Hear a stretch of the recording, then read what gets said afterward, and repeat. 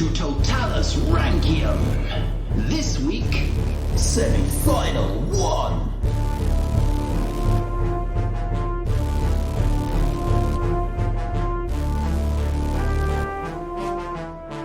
Hello, welcome to Roman Emperors Totalis Rankium. I am Jamie. I am Rob, and here we are. Semis, Jamie. Semis, what do you think of when you hear the word semi? We've got a semi right now, so... Yeah, we do. We have our first semi, and it is... One of two. One of three, Jamie. One of three. Wow, okay. Yes. 3 semi-finals. What it means to me, Jamie, is that we're getting towards the end, and I'm excited. That's what it means. We now have our 4 semi-finalists for this semi-final. We obviously have 4 more in semi-final 2 and 4 more in semi-final 3. Cool. And did I even say my name is? It's Rob. I didn't do an introduction, did I? I got too excited by the semis. Oh, I wasn't listening, so I was yeah. I've only been Well, if I didn't, semis. my name's Rob, by the way, if anyone's listening and is unsure. We ranked all of the emperors from Augustus to Constantine 11. We've knocked a few of them out in the quarterfinals. We're now in the semi-finals. We've had a massive rank fest. We've knocked a few out and now we've got a semi. This is great. Oh, dear. This is all filth, Jamie. It's going to have to cut it all out. This is awful. It's a family podcast. Shall I tell you who's in the semi-final, Jamie? This week, we have... Well, let's get Sound Guy to introduce them. Romanos 1. Is up against... Justinian II. And they're both facing... Leo 3. And all 3 of them are facing off against the mighty... Alexios 1. So there we go. 4 emperors. All of them went through the quarterfinals. All of them have proved their stuff by getting Gene Caesar and winning themselves or coming second in a chariot race. Yeah. Just a quick one-sentence reminder, just so we're sure. We've got Romanos 1, who rose up the ranks and won the faction war. Fascinating period of Season 2. He ended up winning that. He soft-couped the Macedonian dynasty, and he managed to make everything a lot more stable, which was good. Generally a good ruler, but then he was couped by his idiot son. Well, his 2 idiot sons, actually, sent to the Isle of Princes, and then his idiot son was couped a month later. Yeah. So that was Romanos 1. We were generally very impressed with how he just got on with things. And he had a couple of interesting stories. Then we have Justinian II, Emperor, not Emperor, Revenge. No nose. I mean, we wasted like 2 hours recording that. You could have just said that. I could have just said that. I mean, that one's fairly simple. Leo III, Shepherd Boy, Conan, who met Justinian II when he was a boy, when Justinian II was on his Revenge rampage. And Conan rose through the ranks, became Leo, then became Leo III by ending the 20-year anarchy, and then did a lot of other stuff, such as being obsessed with icons. And then we've got Alexios I, the founder of the Komnenos dynasty. His daughter wrote a book about him. Fairly famous. So those are our 4, but what do their stats look like? Romanos 1 came in 19th with a score of 35.13. Justinian II came in 3rd with 52.00. Leo III comes in 14th with 36.90, and Alexios comes in 7th with 40.63. So the score's got a clear winner there, and a clear loser. But who knows, Jamie? Who knows? No, I don't. No, because we're going to make a decision, but to help us make our decision, we're going to go through 3 rounds, and we are following the same format as Season 1. Yeah, we're going to steal from the Roman Republic episodes, which just makes me remember the Roman Republic episodes we used to do. We will come back. I mean, Cicero is on the list. I mean, he is going to get done. Yeah. I think we're just ploughing through the final of the Americans. And we Romans, we need to get stuff done. Free up time. Anyway, the fact is, though, we're doing Infamous Notorious round, and we're doing Mortis Memoriae. And then we have a wild card round, which is, Jamie? Historicus Ridiculous. Yes, which will come up at the end. But first of all... Nice. Sound Guy, I kind of jumped the gun there, Sound Guy. That's okay, he makes mistakes occasionally. Because the first round we're covering is... Infamous Notorious. Okay, this round looks at 3 things. How much have they been remembered today? Oh, this is why you messaged everyone in our friendship group and said, "Do you remember these people?" And they all said no. Oh, Jamie, you're giving it away. But yes, Sorry. Yes, that is exactly why that happened. Yes, how well are they remembered today by the layman, by the average person in the street? Not just that, though, we're also having a look at how much impact they had on the empire, good and bad. And then just any amazing details that we think should be remembered. Yeah. So, yeah, there we go.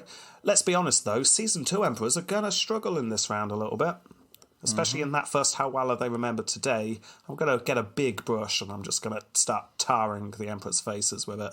Because, let's face it, they are generally not as well known as the first series.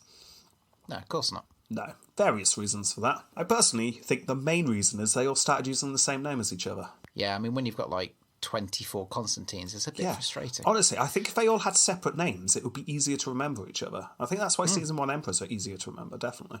Yeah, But I mean, the highest we got was, the third, wasn't it? No, it's second. Oh, second? Off the top of my head... Gordian 3. Yeah. Yes, no, you're absolutely right. Well done, Jamie. Have 5 Rankium points. Yes! Yeah, I'm impressed. Hope you listen in Discord. Add them to the list. Add them to the list before he takes them away. Oh, I'm not taking those away. You're absolutely right. You got it. And I'd forgotten. Yeah. Gordian 3 is the only one that you went up to. And they were all, really close together, so they're easy to remember. I'm feeling so proud right now. I'm trying to stay really cool and composed. I'm like, yeah. Yeah, I mean, I think that might put your points up to something like 5 or something. I can't remember. Right. I'm now at -3. Right, anyway, let's do this, shall we? Let's discuss. First up is... Romanos 1. Okay, so, as you've already alluded to, I have contacted a focus group. You might have forgotten, I used a focus group last time, but the focus group was one person, so I've decided to be more scientific this time. This time, the focus group is... 6 people? 6... Yeah, but 2 of those are us 2. 4 people. No, 5 people. 1, 2, 3... It's 5 people. So I asked these 5 people, do you remember, or have you ever heard of, Romanos 1? And their answer was, no. Ah. Yeah, that's a shame. And that's a bigger sample size, and that's disappointing. That is disappointing. He's going to be disappointed. It's even worse when I said I hadn't heard of it. Yeah, I mean, just get used to this is all I'm going to say. But that's fine. What about the wider world? Not just the sample group. What happens if you put his name into Google kind of thing? Is there any chat around Romanos 1?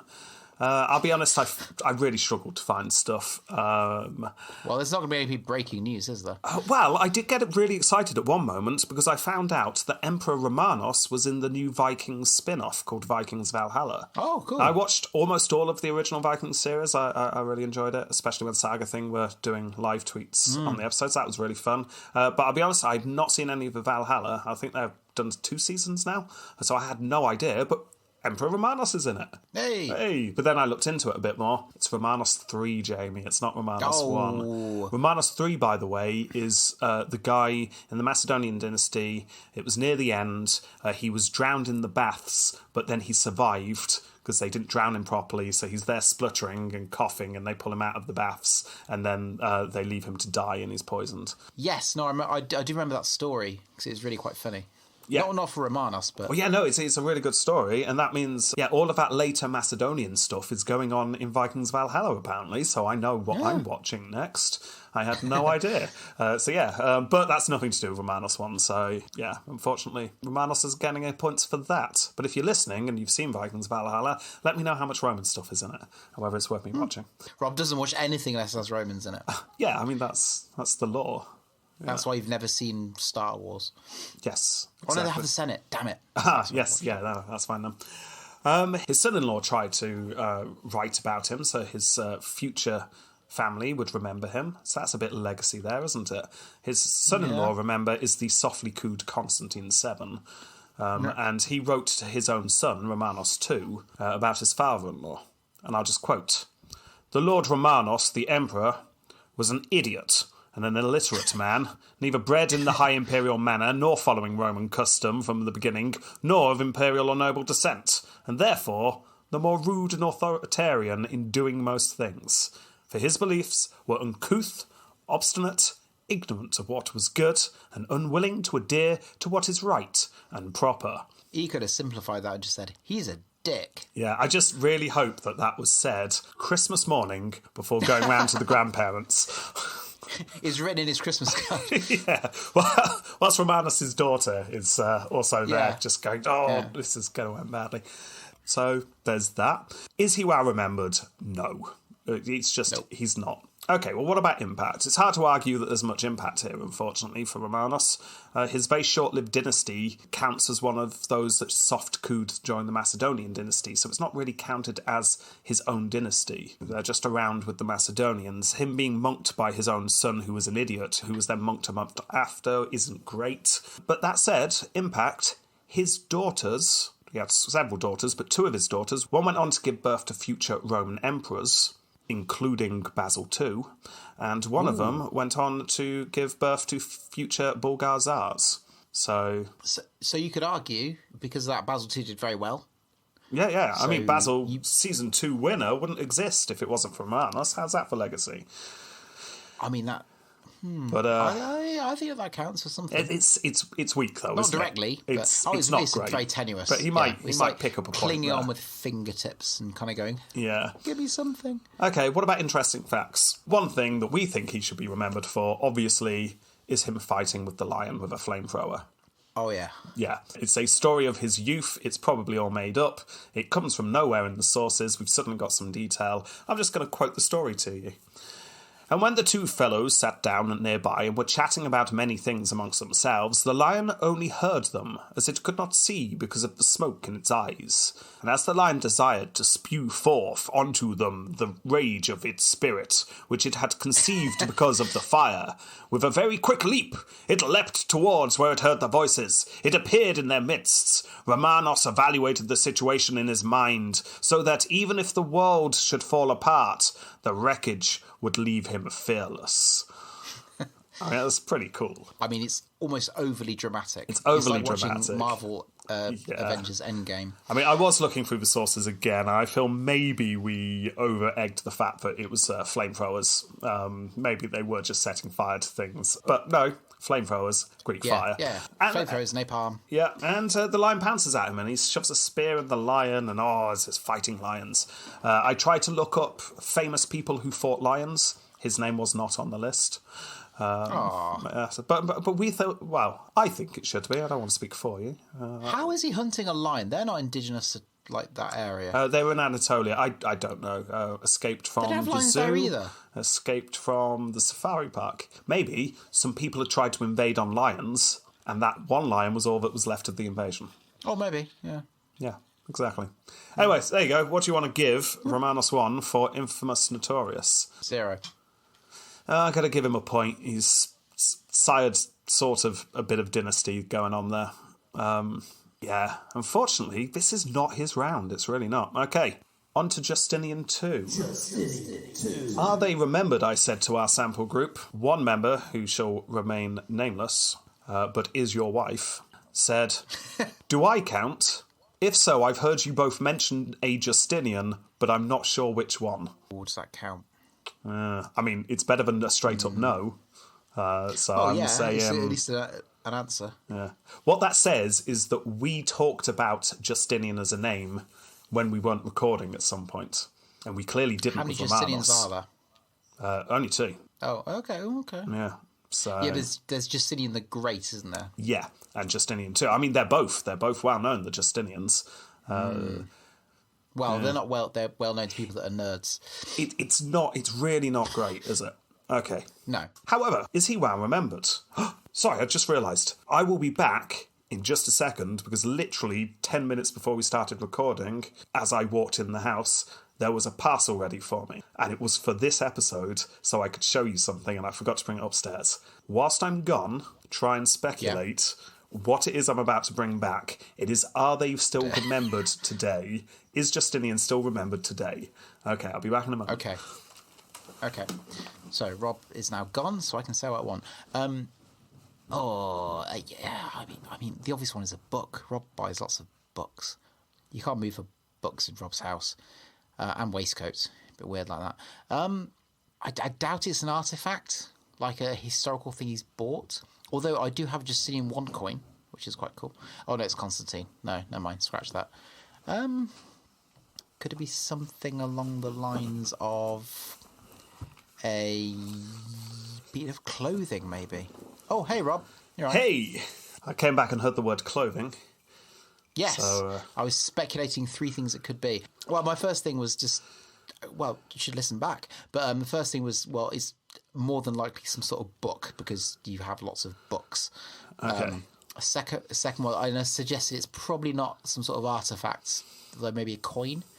And then I said it's probably not a bit of clothing, but I don't know. You didn't speculate whether it was his nose or not, then?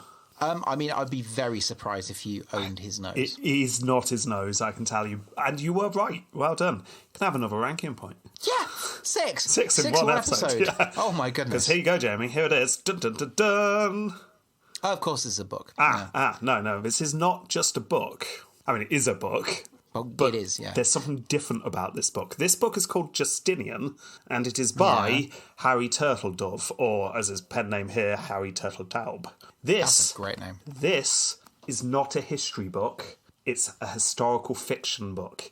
It is a story. Oh. Someone, Harry Turtledove, has written a story, a novel, all about Justinian II's life. And when I realised that, I ordered it straight away. And here it is, Jamie, as a whole. That story that we really like, it's here, and it's novelised. I'm going to read it, and I'm going to see whether it's any good. We follow Harry Turtledove on Twitter because he also wrote the translation to one of our sources. Yeah, so because people are writing stories about him. Yeah. In the same way that L.J. Trafford has been writing about the Six Emperors, we have Harry Turtledove writing Although about I've got to say, Justinian. very, very similar stylistic front cover to L.J. Trafford as well. Yes, it really is. It is the coin on the front, which just goes to show they have a target audience. Yeah. Shall I coins. read the back? Born to the throne of Byzantium, the new Rome, Justinian II was determined to bow to no man. Headstrong and stubborn, he fought with the very nobles whom his reign depended. And so he was overthrown, mutilated, and exiled beyond the Black Sea. New paragraph. But not forever. Ooh. New paragraph. In this gripping novel of one of history's great desperados, H.N. Turtletaub puts us in the middle of the dust, the colour, the savoury smells and the roaring crowds, and most of all, the blood and violence of Byzantium at its clangorous, glorious height. Clangorous, that's a good word. There you go. So there you go. Evocative, not my words, but the words of the Washington Post. So there you go. Is he remembered? Praise. Yes. Oh, yeah. Impacts. Well, he was, interestingly, the first emperor to have a picture of Jesus put on a coin. That is interesting. Yeah, this is something we did cover in the episode, but understandably we've kind of forgotten about because lots of other interesting stuff happened. He was getting a little bit annoyed with the caliphate, so he decided to put Jesus on the coins, and then the money they owed the caliphate, he sent those coins to the caliphate with Jesus' face on. Now, this is debatable whether he actually did that, and if he did, whether he was doing it just to annoy the caliphate, but I like the idea that he did. This has led some historians to speculate that this is where we get the modern Western view of what Jesus looked like. Because on some of the coins, the version of Jesus is a very westernised, long flowing hair, beard kind of looking Jesus, which incidentally looks a little bit like, if you look at Justinian II's coin, Justinian himself. Did Jesus have a fringe, though? That's what I want to know. Oh, I hope not. But if you remember the episode, he actually released 2 types of coins, and the second coin he released of Jesus was much more realistic of what Jesus would have looked like. So there were 2 versions of Jesus on his coins. But yeah, there you go. That's interesting. And it's debatable whether this is where we get our version of what Jesus looked like. It's probably not true, but it's still an interesting fact. Maybe we can give him some points for that. His impact on the empire was not good, but he definitely had an impact, because you could argue his rule led to the 20-year anarchy, and it brought down the Heraclian dynasty. So it's an impact. It's just not a good one. Interesting facts. Things that we think he should be remembered for. The fact he had a golden nose. Very good. Yes. His general Revenge tale. Very good. And also, he died like Macbeth. More on that next round. Oh, he did. He really did. Yes. Yeah. So, what are we thinking on this one? He's got a book named after him, so therefore he scores more than 1. I'm going to give him a very gracious 2. You're only going to give him 2 out of 10? How many people have read his book? He's got a book written about him. How many books have you got written about you, Jamie? Yeah, but no one knows me, and that's okay. You're only going to give him 2? Yeah. I was thinking dead cert 5, if not more. Really? Yeah. Impact? But- he had a bad impact on the Empire? Yeah, but how does that affect us now? Oh, no. That's just one part of the round. One part of the round is how well do we remember now. The other part is how much he impacted the Empire. And the third part is there other stuff that he should be remembered for? The Revenge tale alone surely is worth points. I'll go up to 4 then. Okay. Well, I'm going to say 6. 6? Yeah. You just wanted to get to 10. I'm going to say 3 then. Fine, 7 for me. Right, on to the next. Leo 3. Focus group said no. No, they did not know Leo 3. No, nobody does. Yeah, that's a shame. Where Leo is mostly remembered in history is not his rags to riches story, which is what we liked. I mean, the boy Conan making good. But no, that's not what he's famous for. It's his iconoclasm. 800 years after his death, John of Damascus's attack on his iconoclasm was translated, causing lots of rugby tackling going on in the church. So, Yeah.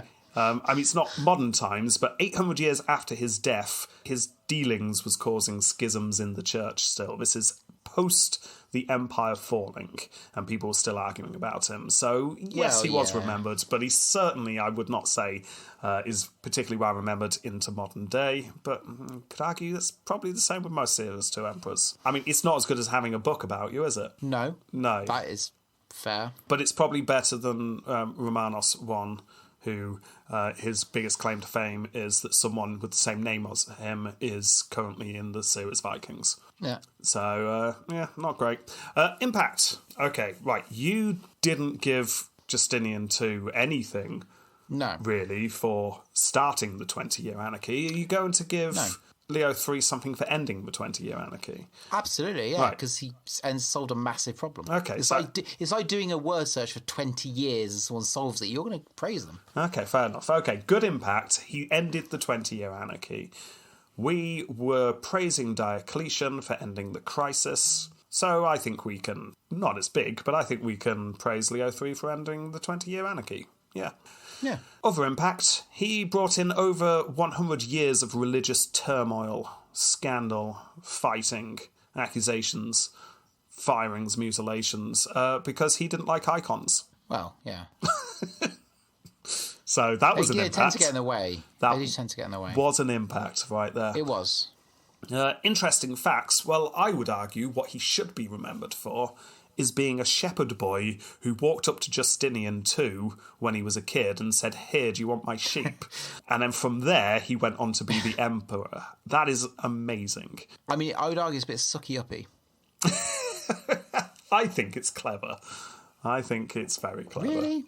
And just the lonely shepherd boy. I mean, it's a good tale. It's a tale I'd talk about. Yeah. Okay, well, what do you think? Well, he ended a massive conflict. That's the biggest thing. See, I'd give him higher than Justinian for that. But he's not. Justinian II's remembered today, and Leo III's not. He's barely remembered though, Justinian II. But I'm holding a book in my hand. Yeah, by a history nerd that loves him. So of course there can be a book about him. Yeah, okay. Most people fair don't know enough. they've not heard of Galba, but LJ Trafford, she would admit this, is a history nerd. Yeah, and if we were doing so- this with Galba, I'd be holding up LJ Trafford's book Yeah. and saying, "Look, someone wrote a book about them." And I'd be saying, but no one knows that person. But the people And you'd who only read the buy book, that book but only if you know history anyway, and you probably know that person. well, it's worth something though, isn't it? Is it?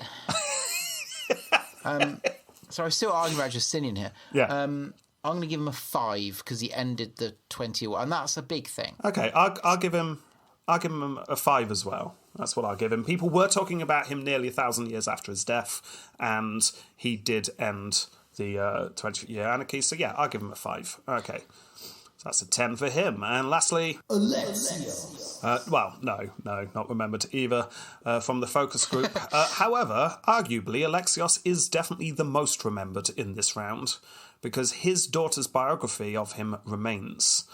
I mean, the Alexiad is a very important source in Roman history. It's held up as one of the most important of all Roman texts to survive. Yeah, well, get that. I mean, here I'm willing to say, yes, this is very niche history nerd kind of thing, but it is still, I mean, it's up there with things like the Historia Augusta. Anna Comnena is up there with people like Suetonius as important sources. So, yeah, he is remembered in the fact that he is well-sourced. Arguably the most well-sourced of all emperors. It's hard to say he didn't have a big impact as well, because he stabilised the empire after the fall of the Macedonians and the struggle with the Ducas, and he was the founder of the Komnenos dynasty, which, as we've discovered in the rounds, have done really rather well. A period of 100 years of growth and success for the empire, a period that is called the Komnenos Restoration. Yeah, he had an impact, he definitely did. Also, his reign is seen as the definite end to iconoclasm. It just doesn't come back after this. Yeah. So, there you go. Is he remembered? Sort of. Definitely amongst history nerds. Did he have an impact? Definitely. Interesting facts that we have discovered about him. He had Gene Caesar himself, his son got it, and 2 of his grandsons, making him, I'm fairly sure, the most effective Gene Caesar producer. Let's just say he had some Gene Caesar swimming around somewhere. Pre-coded. Yeah. I mean, I'm fairly sure that's true. If anyone wants to go back and check if anyone else has as many relatives as he does, having Gene Caesar. Gene Caesar juice. Yeah, so, I mean, I think that's quite interesting. Yeah. Okay, score here? 1. Why, you're giving nothing away. I'm going to give him 6. I'm being harsh. I'm going to give him 6? Why? 6. Why? His daughter is one of the biggest sources in all Roman history. That's not him. It's all about him. The whole book is about him. The book's named after him. Impact, he brought in one of the most successful Roman dynasties of all time. Oh yeah, I forgot about that. Yeah. Okay. I'll give him a healthy 5 then. Okay, 5. Right, I'll stick with my 6. I think to get like a really high score, you need to be like. Most people go, oh no, I think I've heard of that person. You do realise a really high score is not 6, though, don't you? You do realise a really high score is 9. Yeah. Yeah. But I think even getting close to that is like... Augustus, 10. Yeah? Yeah. Julius Caesar, the famous Roman emperor. Yeah. 10. 10 as well. People... Tiberius, I would give a 9 or 8 to. Yeah. Like Caligula, probably a 9 or 10. Yeah. At least heard the name. Yeah. Nero, 10. Yeah. So who's getting mid-marks then? Severus. Oh, okay. Fine. Okay. No, that's fine. That's fine. Where did you land in the end? Was it 5?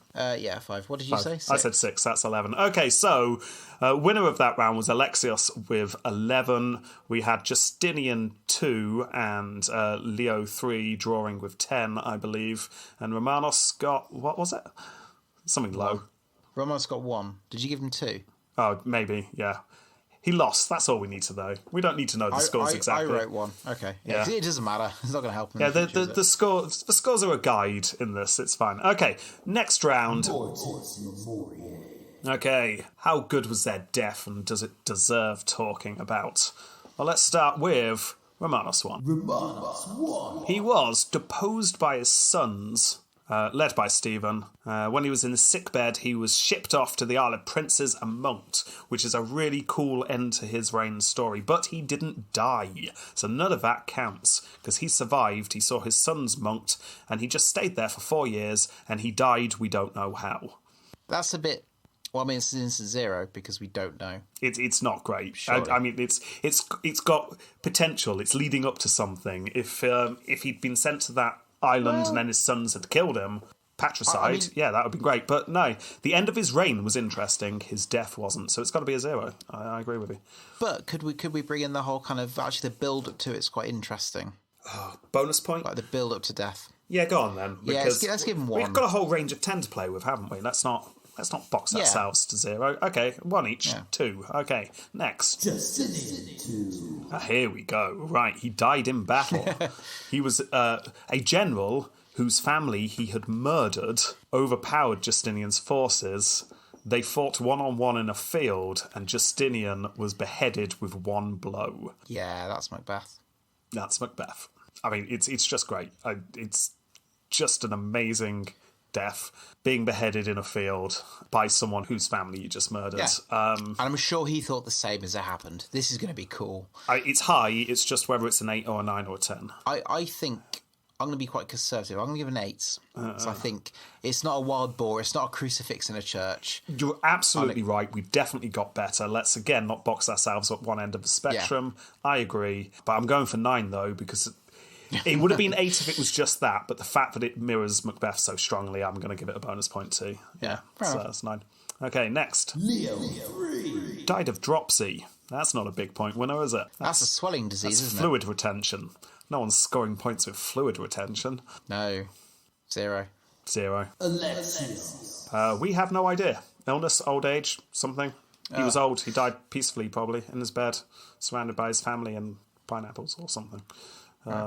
Boring. 0. 0. So going through the scores then, Justinian II wins that round quite comfortably, 17. Really quite comfortably, yeah. Yeah. Yeah. In fact, earlier this... and Romanos we gave a tokenistic 2 to, so... It's a poor round for Memortus Memoriae. We get one good story and the other 3 disappointing, to say the least. Okay, so Infamous Notorious, a little bit tight. Mortis Memoriae, a clear winner. But now we get into our third round, which is Historicus Ridiculous. And this is where we come up with a question each. And we decide who would be best at it. Or more to point, Jamie, because I'm actually ahead of the game this time. I mean, feel free to come up with a question if you want, but I asked our members on Discord to come up with some suggestions, so we can just pull a question from there. Yeah. Yeah. Historicus Ridiculous. We are going to choose a couple of questions from the listeners, and we're just going to generally chat about them. And I have chosen Document's question. I'm going to paraphrase it slightly, just because, just to make it clearer. No, I'll read it word for word, actually. And then I'll just say what I think it means. Which emperor would be the best person to take over a floundering social media company and make it successful again? So in other words, right, taking over Twitter, which one's going to take over Twitter and do a good job? Yeah. Okay, right. Romanos 1, I think, would do a good job. You think? I think so. He was pretty confident. He won the faction war, so he would... He did. He'd beat off... Threads wouldn't stand a chance against him, because he'd actually... Yeah. Like, be able to see that off. Yeah, I think he'd just do a competent job. Then, obviously, he's going to be cooed by his own son, so it's not going to end well. Justinian II... I mean, Justinian II would be fired and then make a comeback, obviously. That's what he does. But I don't think he'd do a good job. I think he's too crazy. No, he wouldn't. He would not do a good job. I think he'd keep introducing new crazy things and get angry when people don't think they're a good idea, if you could imagine such a thing. Yeah. Leo 3. Leo 3 is a shepherd boy who started off like grassroots and then pulled himself up from the bottom. No one gave him any emeralds or anything. That's and true. Yeah, he did a good job. I think Leo 3 would do a good job. No pictures though, all text. No. Definitely all text. Yeah. So it would be a different type of Twitter. But you know what? I mean, Twitter originally was text, wasn't it? If I remember correctly. I can't remember. I didn't use it back then. I'm guessing so. Yeah. And Alexios 1 was just good. He was good. And his daughter would be around making a note of everything. And well, yeah. Yeah. And he ruled for like a third of 100 years. And then you know it's going on to safe hands. I mean, it's got to be Alexios 1. Alexios 1 is going to be competent. It's going to be a good, well-run system, and it's going to work after he's gone. Yeah. Oh, yeah. Yeah. So if none of them, I don't think, would be stupid enough to get a well-known brand name that is so well-known it's used as a verb across the world and just get rid of it. Well, no. I mean, you'd need Caligula levels of craziness to do stuff like that. But yeah, I'm going to say Alexios 1 wins this round. Yeah, okay. Yeah. Are you agreeing with everything I say there? Pretty much. Yeah, right. So well done, Alexios 1. Yeah. What about your question?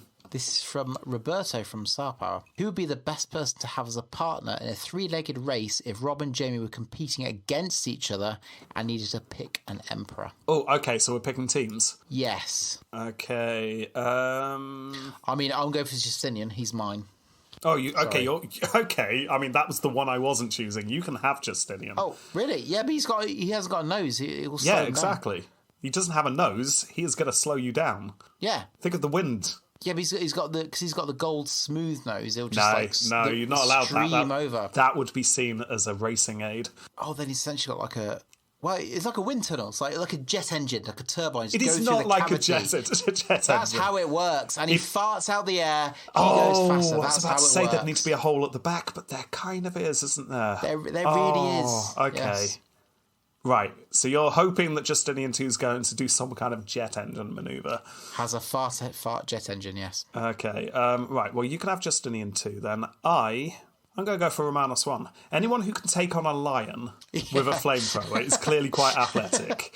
And That's a fair point. I kind of figure he'd probably do a good job there. I'm not sure if that actually gets us anywhere. I got carried away with choosing my team. What did he actually... Who would be best? So do we both agree who would be best? We both chose who we wanted. Is that because you genuinely thought Justinian II would be best, or you just want to be on Justinian II's side? I think Justinian II is so determined. Oh, that's a reason. very good point. He'd lose, and then he'd break into the judge's house at night.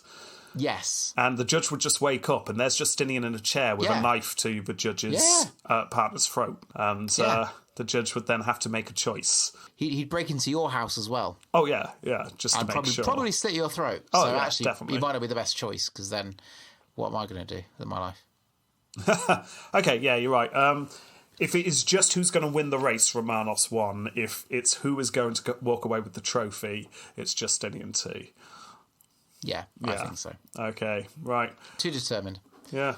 Okay, there we go then. I don't know how useful that's been for you, Jamie, but I'm hoping just chatting it through has formed some opinions in your head, because now we need to make a decision. Yes. Who is going through? We can only choose one, and all the others will be executed. Well, let's see. Tick-tock, decision time. Okay, I mean, we could just say who we think has won, but if years of reality TV being thrust down my throat has taught me anything, it is the need to eke this out slightly. So after 3, let's both say the name of someone who we are knocking out. All right. Okay. Okay? Yeah. You ready? 3, 2, 1... Romanos. Oh, poor Romanos. He's going. He's out. He's just not cutting the mustard compared to some of the others, is he? He's really not. He ranked 19th, so he's the lowest scoring of these lot. He was always going to struggle getting through. You could argue he had an easy round. Round one was an easy one. So, okay, on to the next. 3, 2, 1. Leo. Oh, no. I went automatically. The sound guy's getting it. Sound guy, stop it. Not allowed to vote, sound guy. Get back in your cage. Terms and conditions are very, very clear. Okay, we'll try that again. 3, 2, 1. Leo 3. Ah. Yeah, no, I agree. Leo 3. He's, again... I love the Shepherd Boy to Emperor stuff, but it's not good enough. So it's between Justinian and Alexios, and I'd like to string it out as if there's actually a choice here. But let's face it, we both know who it's going to be. I think everyone's known since the start of this episode. This is of course. out of the 3 semi-finals, this is the most obvious. The other 2 have serious contenders, but let's just do it though. After 3, who is going through? Who is going through, Jamie? 3, 2, 1. Justinian II. What? Oh my God. What? Your word is final. Oh no, what have we done to the timeline? No, of course it's Justinian II. He's got to go through. I mean, he was 3rd overall. His story was absolutely phenomenal. It is absolutely brilliant. It was so good, his story, that someone wrote a book about it, Jamie. Could argue that's worth infamous notorious puns. I hope he doesn't listen to this podcast. I sound like I think he follows us on Twitter. No. Your writing is amazing. I think we follow him. We follow him on Twitter. Oh, of course. Yeah, of course. We just stalk. I'm sure. Just while I'm looking at the front of the book to try and find out how many people have read it, they don't have that information in books. That would be cool, though, wouldn't it? That would be cool. Or is that just following down a modern like thing underneath? No, when was it written? 98. Oh, that was before I was born. Yes, it was. Let's not question that. Okay, well done, Justinian II. You have gone through to the finals. Of course you have. Yes. Solidifying yourself in a top 6 place in the 2 seasons. That's impressive. Yeah. Yeah. But who's going to join him? Who is going to join him? Because next time, it's going to be a tricky one. Because we have Basil II, the winner. We have Andronicus with his An Amazing Story. We have Theophilus and Leo V with his amazing death. And Theophilus was very good as well. Yeah. So that's who's coming up next time. But that is next time. So I think it's time for us to say goodbye. Thank you to everyone who is listening. Thank you for downloading us wherever you download us. It's Yes. really helpful to us. And also, please, if you leave comments, it really helps us boost up in stuff, I think. So I'm told. To be honest, we don't really follow that. We don't know, but... Reviews. Go for it. Reviews. Yeah, reviews are always good. 5 stars. Yeah. So, yes, generally, thank you very much. And there might be a little bit of break between this semi-final and next semi-final, as I'm out the country for a week. And that Yeah, you're going away, aren't you? Yes, I'm going to Montenegro for a week. Nice. So it's going to disturb the scheduling of things. Plus, I need to, in that time, organise our intelligence speech conference talk about Didius Julianus as well. So, yeah, there might be a couple of week break before we get another episode, American or Roman. But we definitely will be back soon. But good news if you're a Star Trek fan and you're one of our patrons, I'll be releasing the Jonathan Archer episode in the meantime. So there's a bit of a stand-in. Right, yes, because that's pretty much ready to go now, yeah? Almost. Pretty much ready to go. 3/4 edited. Got to put in the weird sound effects and all the cool. Okay then. Right. Great. Yeah. Well, thank you very much then. Yeah. And all that needs to be said is Justinian II. Woo! Goodbye. Goodbye.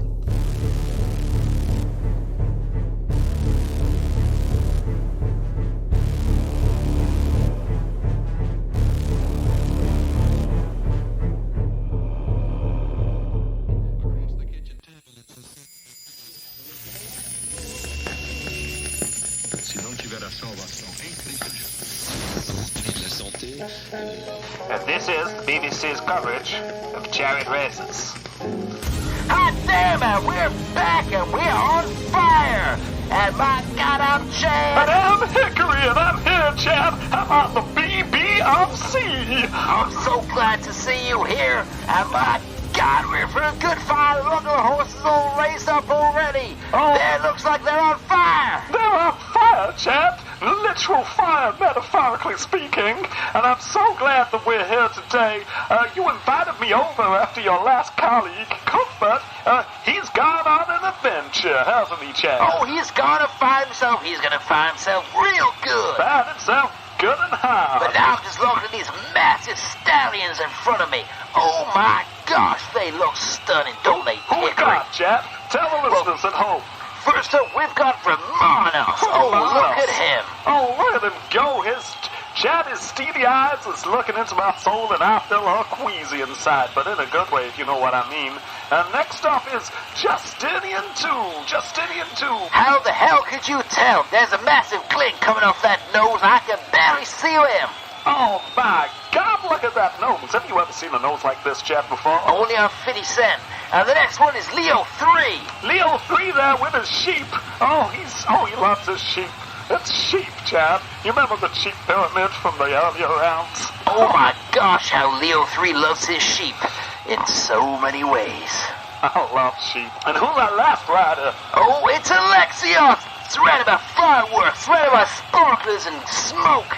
And you can see the display team doing a fantastic job. And I'm just gonna tell you right now, listeners, all of them are wearing nothing but Speedos, and they all have rippling abs. Every single one of them. Just picture that. Get that image in your head. They're glistening. Okay, and here we go. The race is on. And just before it starts, I'd just like to thank the BBC for giving us this chance. I really hope we do a good job. I think we're doing a damn good job. And he's dipped this arrow into the oil. He is setting the line, and we're off. And the race is. Look at them go. They are going at least 2,000 miles an an hour there, Chad? Oh, I would say it's almost 3,000 miles now. They are zooming around that track. They are kicking up the dirt. They've just taken the first corner. Oh, they almost all died. Oh, my taking God. that first corner. Leo 3 is dead. Leo 3 is dead, but he has just been resurrected, Chad. He's resurrected, and he's back on his horse. That was quite an astonishing feat. And we see Justinian II, nose in front, taking the lead there. He is just kicking dirt. Oh, my gosh, he's got a semi-automatic. Oh, my God, Chad. This is so awesome. I am just blown away. The speed they're going, the crowd are cheering everywhere. It's just crazy in here. It really is. He is firing his semi-automatic back at the others. They're dodging it. Oh, he's got a laser shield. He's defending it. That is astonishing work there from Alexios. Here comes the sharks, Chad. The sharks have been released, and now the sharks are chasing the horses. That is the first time I've seen sharks with legs. This is the best thing I've seen in my entire life. Oh, my God, listeners, I wish you could see this. The sharks are chasing the horses are chasing the victory. And who is going to win? Romanos has been eaten by a shark. He has been eaten by a shark. It's terrible to watch. The blood goes everywhere. The crowd are cheering. The kids are loving every second of it, Chad. They are sitting in the splash zone. It's almost like it's pre-prepared. Alexios was now in the lead. He's trying to shoot some of the sharks that are coming behind him, but the sharks have lasers, Chad. The sharks now have lasers. They are finally strapped to their heads. They are aiming at the horse's legs. The horses are dodging. This is insane. The dust, the smoke, the atmosphere. And it's halftime, Chad. It's now halftime. All of the horses are cleared away. The sharks go back. Everyone is coming on. The stage is being set up. Floodlights. My God, it's an entire concert. An entire concert, Chad, has just been set up in a matter of 3 seconds, Chad. This must have cost literally the same amount as the entire chariot race season, all in one go. I'm terribly impressed. And this is a great thing for revenue as Bruce Springsteen takes the stage. Oh, Singing his classic. Fun to be in a car, going down a road, escaping my mediocre job at the factory. It's a classic Bruce song. You gotta let me hear your jersey, man. Is there anybody really alive? One time. My God, I just love this Bruce song. It speaks to my heart. It's so old. The sharks are back and Bruce Springsteen is dead, Chad. His face got eaten off. I don't know whether his face was eaten or lasered first, but it's definitely not there anymore. There's no face on Bruce Springsteen anymore. He is dead, Chad. And he does not look happy or sad or really anything. No, the whole entire E Street band are fleeing. They're fleeing like their lives depend on it because they does. I believe at least 2/3 of the E Street band are dead by this point, but we now have Alexios 1 in the lead, Leo 3 second, and Justinian 2 in last place. That is a That is shock. quite the shock there, because Justinian with his gold nose, he's trying to make it up. Oh my God, he's removed his nose. He's pocketing it in his right pocket, I believe. But And Chad, this is only going to be to his detriment, surely. This is going to slow him down. He's no longer streamlined. No, can't you see what's happening? His nose is now an intake valve. He's become a jet engine. He's a 40 jet engine. Look at the speed on him. He's about 1 billion miles an hour. Chad, this is horrendously amazing. I am so excited. It is awesome. Awesome to see. Justinian II overtakes Leo 3. Leo 3 is pushed into the dirt. Leo 3 is down. He is being devoured. I said devoured by the crowd. The crowd jumped in. They're eating him alive. This is crazy. There's a crowd in there. There's sharks in there. There's blood everywhere. This is Walking Dead kind of crap here. I can't believe it. But Justinian II is still going ahead. He's literally a nose behind at the moment. So close, and they're coming on the last lap. This is the last lap. They're going around the lap to heaven. Justinian's reaching into his pocket. What's he grabbing for? He's got his nose, Chad. What's he doing? He's in second place. He's not fast enough. He's not going to be able to catch up. He's holding like a golden orb. Oh my God! He's throwing it, Chad. He's throwing the nose. It's overtaken Alexios. The nose wins. The nose wins. This is the most amazing thing I've ever seen in my life. This means Justinian II is in the final, and the rest will be executed without a trial. Oh my God, Chad. I'm so excited to be back and on the BBFC on all. Oh, Chad, my dreams come true. This is quite glorious. It's better being on Fox News and CNN and MSNBC and McDonald's and Wendy's Well, Chad, and KFC this has been, Chad, and Burger King. the most amazing night of my life. Oh, Taco Bell. Taco Bell as well. Oh my God, Chad. It's just, Phil, I've come over all faint. What a race. I've been Hickory. And I've been Chad, and we've been commentating on this amazing match. The most amazing thing I've ever seen in my entire life at the BBFC. Yeehaw! Hot damn! Anyway, let's go to 7-Eleven.